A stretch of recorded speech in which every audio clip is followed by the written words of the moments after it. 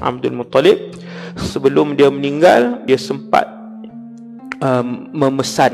Dia pesan, Abdul Muttalib ni dia pesan. Dia kata, nanti kalau aku tak ada, Muhammad ni dijaga oleh Abu Talib. Setelah wafat, orang pun bawa Rasulullah ketika tu dah darjah 2. Darjah 2. Kat bayang anak masing-masing darjah 2. Tuan-tuan mak tak ada, ayah tak ada, orang bawa pula pergi rumah. Duduk rumah siapa pula? Rumah Abu Talib, bapa saudara. Nabi kenal Abu Talib, Abu Talib kenal Nabi. Bapa saudara, memang bapa saudara, seibu seayah. Sebab Abdul Muttalib ni isteri dia 6 ataupun 5, saya tak ingat 5 ataupun 6. Abdul Muttalib isterinya 5 atau 6. Abdul Muttalib. Sebab tu adik-beradik Abdullah ada yang seayah, ada yang seibu seayah. Adik-beradik Abdullah, ayah Nabi ni, yang seibu seayah hanya Abu Talib saja. Yang seibu seayah. Hamzah seayah, bukan seibu. Hamzah. Al-Harith seayah, bukan seibu. Abu Lahab pun seayah, bukan seibu. Begitulah. Kemudian Rasulullah pun dibawa ke rumah Abu Talib, dan Abu Talib selain daripada memelihara Rasulullah, mengasuh Nabi, beliau memegang jawatan Perdana Menteri Mekah ketika tu. Ketua penduduk Mekah. Dia pegang jawatan tu daripada Abdul Muttalib, dan kehidupannya miskin. Ini kena tahu ni. Miskin. Dia Abu Talib waktu tu ketua penduduk Mekah, dan dia seorang yang susah. Seorang yang susah. Anak pun ramai. Ali, Aqil, anak-anak Abu Talib. Bila duduk dalam keluarga Abu Talib, Rasulullah menyedari Abu Talib, bapa saudara ni, seorang yang susah. Tuan-tuan, nak sedar dengan keadaan sekeliling ni, umur 7 tahun, 8 tahun boleh ke? Kan? Umur 9 tahun. Anak kita umur 13 pun tak sedar lagi. Kata ayah dia tak cukup duit. Kan? Minta iPhone dia tak kira. Kan? Dah umur 14 dah, iPhone tetap iPhone. Kan? Gaji berapa ke apa ke. Bila Nabi dia duduk di rumah Abu Talib, dia tengok Abu Talib susah. Maka kata Rasulullah, ketika itu aku mula mencari pekerjaan. Subhanallah. Mula pekerjaan. Maka Nabi sebutlah dalam satu hadis, waktu Nabi umur belasan kan, 12, 13, waktu umur belasan Nabi sudah pun melakukan beberapa pekerjaan, antaranya ialah mengembala kambing. Hadis sahih. Nabi dah gembala kambing kan, darjah 5, darjah 4. Gembala kambing. Dengan duit itulah digunakan untuk menampung keperluan dan makan minum Rasulullah. Tuan-tuan boleh bayang kedudukan Rasulullah tu, suasana keadaan hidup Nabi waktu tu. Duduk keluar pagi, pergi ambil kambing dalam usia yang begitu. Akan tapi Nabi seorang yang dia faham. Dia faham keluarga angkat, bukan keluarga angkat, bapa saudara dia pun susah. Waktu berumur 9 tahun. Ada riwayat sebut 9, ada riwayat sebut berapa? 11. 11. Abu Talib nak pergi berniaga ke Syam, Syria lah tuan-tuan. Zaman tu antara pusat perniagaan yang terkenal, barang-barang daripada seluruh dunia banyak datang di Syam. Semualah, senjata, minyak wangi, makanan, pakaian yang import di Syam. Kira orang Mekah waktu tu, kalau yang kaya-kaya ni pakai jubah import daripada tengok nama, Syam ni orang kaya. Kat sana ketika tu, barang import Syam, made in Syam, barang mahal kan, baju ke semua. Jadi orang Mekah pun mereka akan ke Syam untuk berniaga dan ambil barang di sana. Bila Abu Talib nak ke Syam, Syam ni Syria lah. Mekah, Madinah, Iraq, Syria, Palestin. Dia punya kedudukan ni macam tu. Kalau saya susun Mekah, Madinah, Jordan, Syria, Palestin. Ada satu jalan Mekah, Madinah, Iraq, Syria, Palestin. Dua jalan kalau nak pergi umrah, naik bas. Jadi Abu Talib bersama dengan rombongan ni nak pergi ke Syam, berniaga di sini. Bila nak pergi, Rasulullah nak ikut.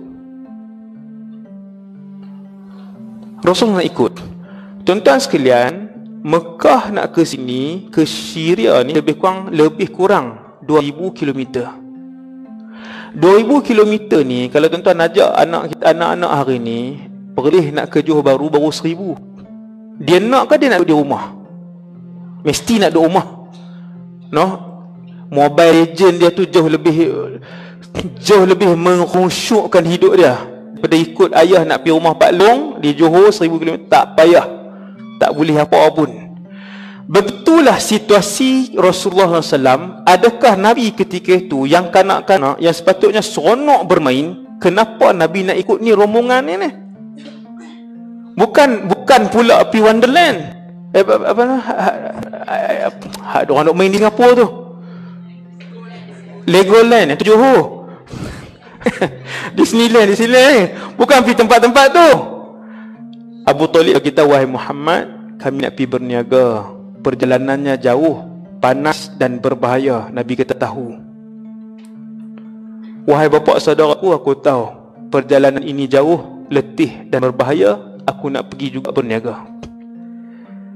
Tuan-tuan tengok jiwa Rasulullah daripada kecil. Jiwa dia sendiri tu Nabi sendiri tu. Nabi jenis satu orang budak yang Nabi nak kepada benda baru. Nabi nak benda-benda yang memberi manfaat, maka Nabi nak ikut. Abu Talib kata tak boleh wahai Muhammad, binatang banyak, boleh jadi juga diserang oleh musuh. Zaman tu kan, kalau kabilah-kabilah Lanun padang pasir ni, depa nak serang, dia main satu kabilah, dia serang, dia bunuh, dia curi, dia ambil kanak-kanak dan sebagainya ni untuk dijadikan hamba abdi, dijual. Itu juga antara kemungkinan yang boleh berlaku di padang pasir ketika itu. Nama Zaid bin Harithah. Zaid bin Harithah ni hamba abdi daripada satu pencerobohan kan, diceroboh keluarga Zaid satu ketika dulu ada musafir, diceroboh, dicuri Zaid dan dijual sebagai hamba abdi. Tu saya nak cerita kepada tuan-tuan suasana ketika tu, warak ketika tu. Jadi Abu Talib kata, wahai Muhammad, perjalanan jauh, panas. Tuan-tuan sekalian, alhamdulillah bila baca sirah ni, panas, perjalanan padang pasir apa semua ni, saya rasa benda tu sikit. Tapi duduk dalam van aircon lah. Walaupun duduk dalam van aircon tu, bila kita lalu padang pasir ni, padang pasir lah sebut sedap sikit, kita jaga tuan, jaga. Bila jaga tu tengok kanan, tengok kiri, ya Allah, luas mata memandang. Van kami masuk dalam, dah masuk dalam tu, dah tak ada jalan raya, masuk dalam. Tuan-tuan, dalam tu kalau orang bunuh kita, tahu di situ. Tak ada siapa tengok. Burung mereput di situ lah. Bila van kami masuk sampai ke dalam tu, dah tak ada jalan raya. Saya pun tengok padang pasir ni, otak saya berjalan. Tengok padang pasir, panas padang pasir. Perjalanan di padang pasir ni, kalau sesat nak berpandu kepada apa? Kalau hutan, kita ambil kain sikit, kita ikat kat pokok. Jalan lagi, ikat di pokok. Tu cara kan, salah satu cara lah. Ataupun patahkan ranting, patah, nanti senang nak patah balik. Di padang pasir, tuan-tuan nak patahkan pokok apa? Pasir yang sama, seluas mata memandang. Tuan-tuan tengok depan, tuan-tuan tengok belakang, kanan kiri, pasir. Sebatang pokok pun tak ada. Sebab tu bila tuan-tuan pergi ke sana, ambil peluang, tapi jangan pergi seorang. Pergi seorang-seorang padang pasir, memang mengeras di situ kan. Pakai kerah tang tu, tak patah balik dah. Ni orang Arab bawa. Rupanya ada satu tempat tu, kami masuk dalam, ada yang motor tu, ATV ke apa orang panggil, motor 3 tayar tu, boleh sewa pula dah kan. Apa lagi, disebabkan perak yang tinggi, kami pun turun van, pakai sewa yang tu lah. masuk lagi dalam. Semua tu bila kita pergi dalam, masuk lagi dalam, jumpalah sebatang pokok. Masuk dalam dan jumpa satu pokok. Benda tu membuatkan kita teringat sirah Nabi SAW. Dan jalan yang kami guna itu adalah jalan daripada Madinah nak pergi ke Badar. Nak pergi ke Badar. Dia tak ada apa tuan. Dia tak ada kalau dia buat baru, dia buat RNR, ada Dunkin Donut, boleh duduk tak ada lah. Jalan tu kosong. Daripada 1400 tahun yang lalu, jalan berbukit, berpasir itulah yang digunakan oleh Rasulullah. Yang ni membuatkan kita menghayati sirah. Kita pergi tempat tu, Masya Allah. Hak ni rupanya yang Nabi satu ketika dulu. Abu Talib kata, Muhammad, perjalanan jauh, Nabi kata nak ikut. Abu Talib tak benarkan. Nabi menangis. Nak ikut, nak belajar, berniaga. Jati diri jauh, tuan-tuan. Jati diri Rasulullah 9 tahun, darjah 3. Anak kita botol susu pun ada lagi, ada darjah 3. Tak semua, sebahagian botol susu. Lepas tu mak dia panggil apa? Baby. Saya dengar sekali kan, saya nak termuntah-muntah rasanya. Baby. Panggil baby. Mailah baby besar tu mai kan. 9 tahun begitu dididik untuk menjadi seorang Rasul. Dia sendiri yang nak pergi. Wahai bapa saudaraku, aku nak pergi. Hibah melihat tangisan Nabi, Abu Talib kata jom, dan nak pergi. Dia seorang aja yang dibawa oleh Abu Talib merentasi Madinah. Jumpa Madinah lah. Mekah, jumpa Madinah dulu. Ni dah 400 kilo kan. Mekah Madinah dah 400 kah? Ni 400 kilo ni. Ini nak ke Jordan pula, Jordan ke Syria. Akhirnya sampailah di sempadan hari ni Jordan Syria. Sempadan Jordan Syria tu ada sebuah daerah namanya Busra, bukan Basrah. Basrah di Iraq, Busra di Syria, sempadan. Busra pernah menjadi ibu negara Rom. Hari ini kalau tuan-tuan pergi Busra, sehingga hari ini saya tak tahulah selepas perang macam mana. Waktu saya tak balik dulu ni, sehingga 2008 dulu ni, di Busra tu ada kolosium terbesar di dunia.